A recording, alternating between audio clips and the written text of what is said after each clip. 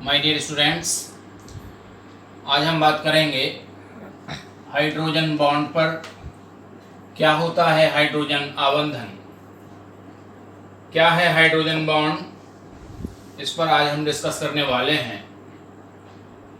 My dear, attraction forces जो attract करते हैं, दैट बाइंड हाइड्रोजन एटम, जो हाइड्रोजन एटम को बांध देते हैं, of one molecule with electronegative atom of other molecule of the same और डिफरेंट सब्सटेंस। वे अट्रैक्शन फोर्सेस जो किसी मोर इलेक्ट्रोनेगेटिव एटम से जुड़े हुए हाइड्रोजन एटम को दूसरे इलेक्ट्रोनेगेटिव एटम के साथ बाइंड कर देते हैं, बांध देते हैं, उन फोर्सेस को हम कहते हैं हाइड्रोजन बॉन्ड। क्या हुआ हाइड्रोजन बॉन्ड? जब हाइड्रोजन किसी प्रबल ऋण वैद्युतीय परमाणु यानी बहुत अधिक इलेक्ट्रोनेगेटिव एटम के साथ बाइंड होता है, तो जो हाइड्रोजन एटम है वह पार्शियली इलेक्ट्रोपॉजिटिव हो जाता है, उस पे आंशिक धनावेश आ जाता है और उस पार्शियल पॉजिटिव चार्ज को न्यूट्रलाइज करने के लिए वह उसी मॉलिक्यूल के इलेक्ट्रोनेगेटिव एटम से या किसी दूसरे मॉलिक्यूल के इलेक्ट्रोनेगेटिव एटम के साथ जो वीक इलेक्ट्रोस्टैटिक फोर्स हैं उसके साथ बाइंड हो जाता है। ठीक है, तो ये जो वीक इलेक्ट्रोस्टैटिक फोर्स हैं जो ऋण वैद्युतीय एटम के साथ जुड़े हाइड्रोजन को दूसरे ऋण वैद्युतीय परमाणु के साथ बांधता है, उसे हम कहते हैं हाइड्रोजन बॉन्ड। ठीक है, तो क्या है नेचर, कैसी होती है हाइड्रोजन बॉन्ड की? देखिए कैसा होता है, मैंने आपको बताया कि वीक इलेक्ट्रोस्टैटिक होते हैं, ये वीक इलेक्ट्रोस्टैटिक फोर्सेस होते हैं और इनको हम रिप्रेजेंट करते हैं डॉटेड लाइन से। ठीक है, किस प्रकार से इसको समझें, एक उदाहरण, एक एग्जांपल के माध्यम से। देखिए जब हाइड्रोजन अटैच होता है फ्लोरीन तो पीरियोडिक टेबल का सबसे अधिक इलेक्ट्रोनेगेटिव एलिमेंट है, फ्लोरीन के साथ अटैच हो जाए या ऑक्सीजन के साथ अटैच हो जाए या नाइट्रोजन के साथ अटैच हो जाए, ये बहुत अधिक इलेक्ट्रोनेगेटिव एलिमेंट हैं। फ्लोरीन की इलेक्ट्रोनेगेटिविटी तो हाईएस्ट होती है इलेक्ट्रोनेगेटिविटी, उससे कम होती है ऑक्सीजन की और उससे कम होती है नाइट्रोजन की। ठीक है, देखिए उदाहरण हमने लिया है यहाँ पे बिटवीन HF मॉलिक्यूल, यानी HF मॉलिक्यूल्स के बीच में हाइड्रोजन बॉन्ड्स होते हैं। किस प्रकार से हम इसको समझें? देखिए हाइड्रोजन का एटॉमिक नंबर 1 होता है, इसके वैलेंसी शेल में एक ही इलेक्ट्रॉन होता है, और फ्लोरीन के वैलेंसी शेल में 7 इलेक्ट्रॉन होते हैं। क्योंकि फ्लोरीन का एटॉमिक नंबर कितना होता है? फ्लोरीन का होता है 9 यानी 27, तो 7 इलेक्ट्रॉन है। तो HF में क्या होता है, हाइड्रोजन और फ्लोरीन एक एक इलेक्ट्रॉन का कंट्रीब्यूशन करते हैं और एक शेयर्ड पेयर ऑफ इलेक्ट्रॉन बनाते हैं। अब चूंकि फ्लोरीन की जो इलेक्ट्रोनेगेटिविटी है वो बहुत अधिक होती है हाइड्रोजन के कंपैरिजन में, तो shared pair of electron attract हो जाता है टुवर्ड फ्लोरीन एटम। किसकी ओर अट्रैक्ट हो जाता है? पोलर कोवेलेंट बॉन्ड भी हमने आपको बताया था। तो यहाँ पे जो है इस बॉन्ड में पोलरिटी आ जाती है, shared pair of electron fluorine की ओर को खिसक जाता है, क्योंकि फ्लोरीन की शेयर्ड पेयर ऑफ इलेक्ट्रॉन को अट्रैक्ट करने की प्रवृत्ति ज्यादा है, उसकी इलेक्ट्रोनेगेटिविटी ज्यादा है। फ्लोरीन की इलेक्ट्रोनेगेटिविटी ज्यादा है किससे? हाइड्रोजन से। तो ये शेयर्ड पेयर ऑफ इलेक्ट्रॉन किसकी ओर खिसक गया? फ्लोरीन की ओर। जब ये shared pair of electron fluorine की ओर अट्रैक्ट हो जाता है तो हाइड्रोजन पार्शियली पॉजिटिव चार्ज हो जाता है और फ्लोरीन पे पार्शियली नेगेटिव चार्ज आ जाता है, जिसे प्रेजेंट करते हैं डेल नेगेटिव और डेल पॉजिटिव। अब ये हाइड्रोजन पे जो ये आंशिक धनावेश आता है, ये हाइड्रोजन इस आंशिक धनावेश को जो पार्शियल पॉजिटिव चार्ज हो गया है हाइड्रोजन, इसको न्यूट्रलाइज करने के लिए ये इसी मॉलिक्यूल यानी दूसरा HF मॉलिक्यूल के जो इलेक्ट्रोनेगेटिव एटम कौन सा है इसमें, फ्लोरीन, तो या तो दूसरे मॉलिक्यूल के जो इलेक्ट्रोनेगेटिव एटम है उसके साथ वीक इलेक्ट्रोस्टैटिक फोर्सेस के साथ जुड़ जाता है, ठीक है, या फिर उसी मॉलिक्यूल में कोई दूसरा इलेक्ट्रोनेगेटिव है एटम तो उसके साथ जुड़ जाता है। तो इस प्रकार जो बॉन्ड बनेगा उसे हम कहेंगे हाइड्रोजन बॉन्ड। यहाँ पे आप देखें HF की जो स्ट्रक्चर होती है, जिगजैग स्ट्रक्चर होती है, देखिए ये तो हुआ डेल पॉजिटिव, ये डेल नेगेटिव, ठीक है, ये डेल पॉजिटिव हो गया, ये डेल नेगेटिव हो गया, ये डेल पॉजिटिव हो गया, ये डेल नेगेटिव हो गया, इसी तरह ये डेल पॉजिटिव हो गया, ये डेल नेगेटिव हो गया, del positive, del negative, del positive, del negative, ठीक है। तो ये देखिएगा यहाँ पे जो ये हाइड्रोजन है इस पे आंशिक धनावेश है, ठीक है, ये HF मॉलिक्यूल ये वाला है पूरा, देखिएगा ये HF मॉलिक्यूल है और ये दूसरा HF मॉलिक्यूल है, ठीक है, ये दो HF मॉलिक्यूल है, ये अलग दूसरा HF मॉलिक्यूल है, यहाँ आप देख रहे हैं। तो यहाँ पे इस हाइड्रोजन पे क्या है, आंशिक धनावेश है, तो इस अपने आंशिक धनावेश को ये न्यूट्रलाइज करने के लिए ये इस वाले दूसरे मॉलिक्यूल के फ्लोरीन यानी ऋण वैद्युति जो इलेक्ट्रोनेगेटिव है उसके साथ क्या बना लेता है, वीक इलेक्ट्रोस्टैटिक फोर्स इसके बीच में क्रिएट हो जाते हैं। जैसे मान लीजिए हम यहाँ पे लिख दें कि ये हो गया HF, ठीक है, तो इलेक्ट्रोस्टैटिक फोर्स तो इस तरह के होते हैं जो स्ट्रांग होते हैं, ठीक। यहाँ हम किससे रिप्रेजेंट करते हैं, ये तो हुआ स्ट्रांग इलेक्ट्रोस्टैटिक फोर्स जहाँ इलेक्ट्रोवैलेंट बॉन्ड होता है, और यही जो वीक होते हैं फोर्सेस तो इसको हम किससे रिप्रेजेंट कर देते हैं, डॉटेड लाइन से, 1 2 3 ये डॉट लगा दी थी।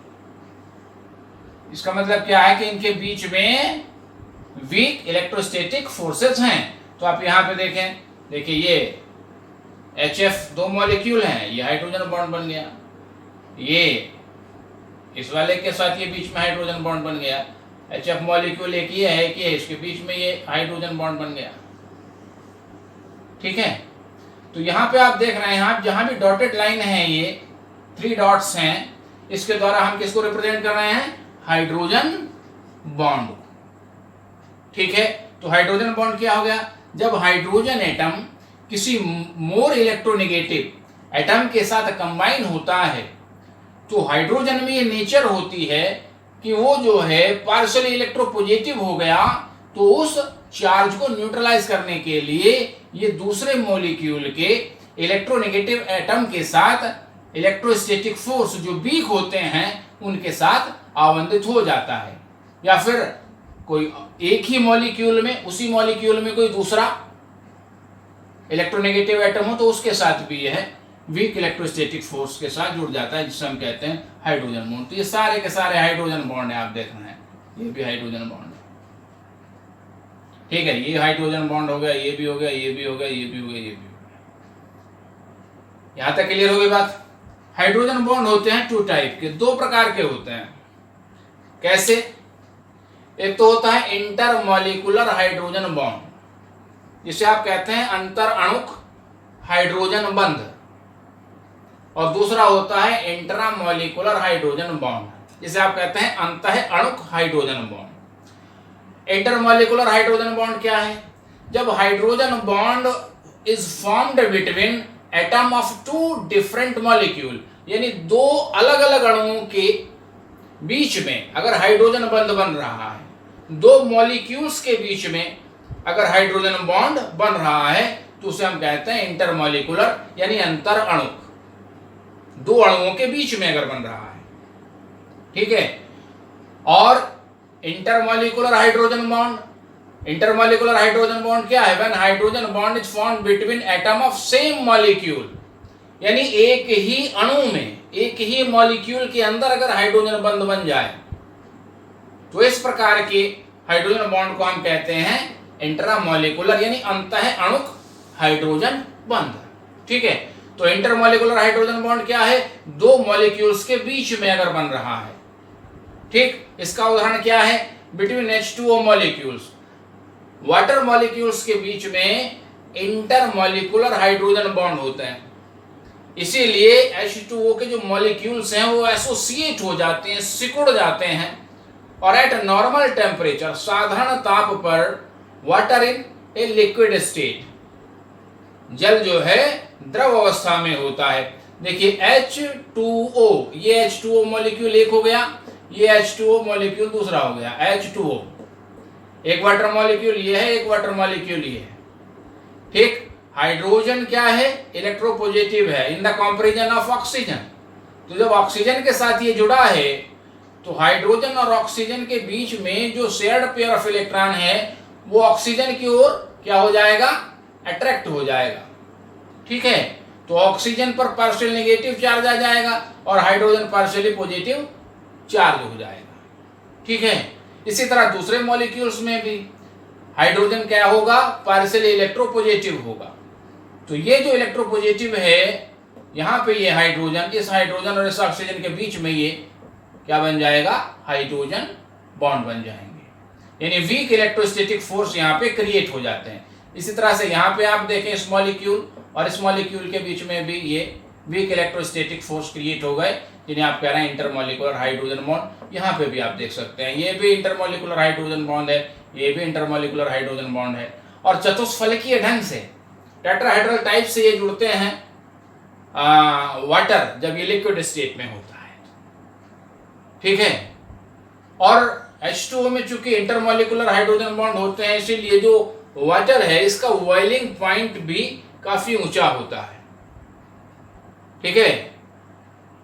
ऑक्सीजन और सल्फर दोनों एक ही ग्रुप में होते हैं, इनके हाइड्राइड होता है, एक तो होता है H2O, दूसरा होता है H2S। तो नॉर्मल टेम्परेचर पर H2O क्या होता है? लिक्विड होता है, और H2S क्या होता है? आप जानते हैं हाइड्रोजन सल्फाइड नॉर्मल टेम्परेचर पे क्या होता है? गैस होता है, ठीक है। तो जो फिजिकल फैक्टर्स हैं, जो भौतिक कारक हैं, जो भौतिक गुण हैं यौगिकों के, कंपाउंड्स के, उनको अफेक्ट करता है क्या? Hydrogen bond. तो हाइड्रोजन बॉन्ड की उपस्थिति के कारण ही जो वाटर है उसका जो बॉइलिंग पॉइंट है वो काफी ऊंचा होता है, ठीक है।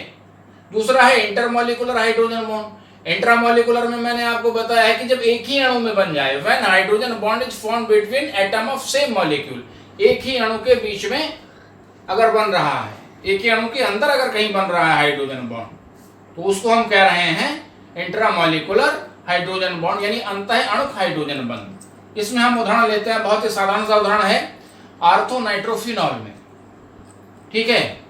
आर्थोनाइट्रोफिनॉल C6H4OHNO2, ठीक। यहाँ पे ये बेंजीन रिंग है, ये OH जुड़ा हुआ है, OH ग्रुप फिनोलिक, और ये NO2 ग्रुप है।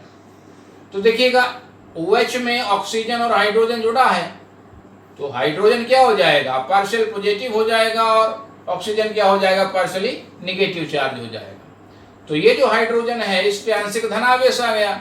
इसी तरह ये नाइट्रोजन इस ऑक्सीजन के साथ जुड़ा है NO2 में, ठीक है। तो ऑक्सीजन ज्यादा इलेक्ट्रोनेगेटिव होता है in the comparison of nitrogen.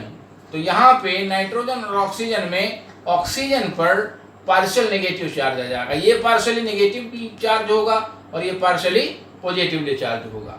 तो इनके बीच में वीक इलेक्ट्रोस्टैटिक फोर्स क्रिएट हो जाएंगे, ठीक है। और इस आबंधन को, इस बॉन्डिंग को, इस बॉन्डिंग स्ट्रेंथ को हम कहेंगे इंट्रामॉलिक्यूलर हाइड्रोजन बॉन्ड, यानी अंतः अणुक हाइड्रोजन बॉन्ड, क्योंकि एक ही मॉलिक्यूल है ये, और एक मॉलिक्यूल के अंदर ही हाइड्रोजन बॉन्ड बन रहा है, ठीक है। क्लियर होगी बात? तो इंटरमॉलिक्यूलर में क्या है? दो मॉलिक्यूल के बीच में अगर हाइड्रोजन बॉन्ड बन रहा है तो उसे हम कहेंगे इंटरमॉलिक्यूलर। और इंट्रामॉलिक्यूलर यदि एक ही मॉलिक्यूल के अंदर कहीं हाइड्रोजन बॉन्ड बन रहा है, ठीक है। यहाँ तक क्लियर है? तो जो कुछ जो भौतिक गुण हैं, जो फिजिकल प्रॉपर्टीज हैं कंपाउंड्स की, वो हाइड्रोजन बॉन्ड उसको सीधे सीधे इफेक्ट करता है। जैसे मैंने आपको बताया कि H2O का जो बॉइलिंग पॉइंट है वो H2S से अधिक होता है, ठीक है। ऐसे ही HF का जो बॉइलिंग पॉइंट है वो HCl से अधिक होता है। तो HF में क्या होता है, देखिए यहाँ पे आप देख रहे हैं HF में क्या है, हाइड्रोजन बॉन्ड होते हैं। तो HF मॉलिक्यूल्स के बीच में हाइड्रोजन बॉन्ड है, HCl मॉलिक्यूल्स में हाइड्रोजन बॉन्ड नहीं होते हैं। एक और क्वेश्चन आता है कि NH3 लिक्विड होता है और PH3 गैस होता है नॉर्मल टेम्परेचर पे। तो NH3 मॉलिक्यूल्स में क्या होते हैं, यहाँ पे H बॉन्ड होते हैं, ठीक है, यहाँ पे H बॉन्ड नहीं होते हैं, ठीक है। तो इस प्रकार से ये जो फिजिकल प्रॉपर्टीज हैं उनको भी सीधे सीधे इफेक्ट करता है, यानी बॉइलिंग पॉइंट इंक्रीज कर देता है, मेल्टिंग पॉइंट इंक्रीज कर देता है और फिजिकल स्टेट भी इसकी चेंज कर देता है, ठीक है। क्लियर हो गई बात? Okay, thank you.